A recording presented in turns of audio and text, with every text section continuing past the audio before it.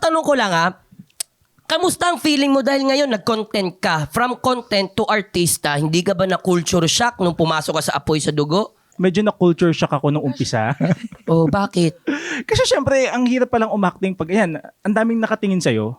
Tapos ang daming camera, iba-ibang angulo. Kasi pag nag-skit ka lang, acting ka, bla bla bla bla. Tapos after nun, panoorin mo, okay, gusto ko. Pag sa pag-artista, acting ka, ganyan-ganyan. Mapapanood mo na yung ginawa mo after 4 weeks sa TV. Tapos doon mo marirealize, pangit nung ginawa ko. Yan. Wala ka na magagawa. May ganun kang nagawa na eksena na napangitan ka. By the way, sa Apoy sa Dugo ba to? Sa Apoy sa Dugo. Anong eksena yan? Ikwento mo sa... Bigay tayo ng example. Halimbawa, kumain ka na ba?